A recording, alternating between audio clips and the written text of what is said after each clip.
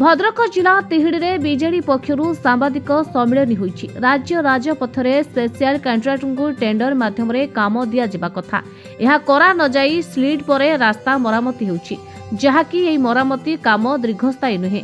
यह काम भद्रकरू चांदबाली जाए लंबी रास्तार मरामती होउछि। सेहिपरि तिहिड़ी बड़गाल छकरू पुराणा बजार जाए हेउथिबा ड्रेनर निर्माण काम निम्न मानर हेउछि। एथिरे बाली परिवर्ते माटी फिलिंग हेउछि। खांकीहाटर निर्माण काम अनियमितता होइथिबा सम्मेलन रे कुहा जाइछि। ए अभियोग पत्र भद्रक जिलापाल R&B अधीक्षण जंत्री को दिया जाइछि। एहार प्रतिकार करा नगले आसंता दिन में बीजेडी पक्षर आंदोलन कराजियो बोली कुहा जाइछि। एथिरे धामनगर पूर्वतन विधायक राजेंद्र दास, ब्लॉक बीजेडी सभापति सुरेंद्र दास, जिला परिषद सदस्य अमूल्य माझी, युव नेता कीर्तन राउत, संग्राम दास, गणेश नायक, सुरेंद्र नायक प्रमुख उपस्थित थिले। लोकंक सरकार कही बोलुछंती, लोकंक सेवा देवारे विफलता सबो जगह रे देखिया पई मिलुछि। से आपण प्रशासन क्षेत्र रे हो, आपण को डेवलपमेंट वर्क रे हो, आपणकर प्रोक्योरमेंट माध्यम हो, सबुथिरे विफलता आपण माने देखिछंती। जे बुढ़ा बुढ़ी को भत्ता देवा मध्यम विफलता तांक पाखरे रहिछि।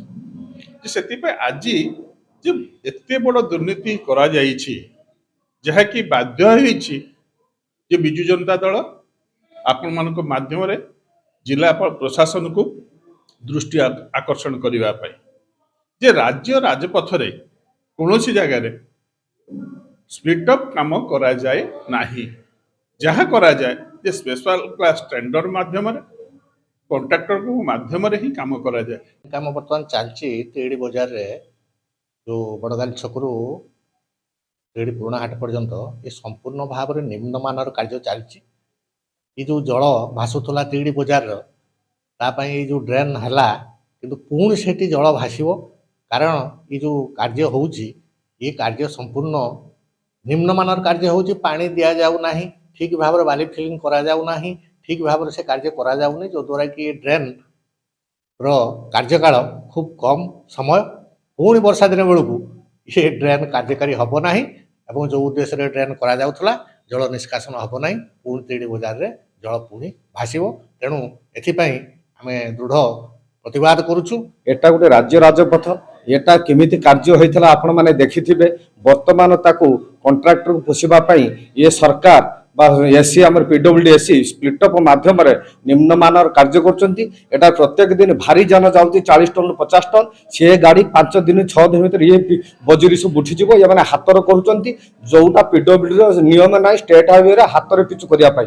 एणु आपण मानक माध्यम रे आज तिहिड़ी ब्लॉक बिजु जनता दल सचेतन करूछि। जदि PWD रो एसी अधीक्षण जंत्री याको प्रतिकार न करी भल भाव पिचु न करती, आगामी दिन में बिजु जनता दल तिहिड़ी ब्लॉक राजरास्ता बुलाई ये रास्ता तिहिड़ी चांदबाली रास्ता बंद करने को सक्षम होबो। तिहिड़ी सुभाष महांती रिपोर्ट संचार लाइव।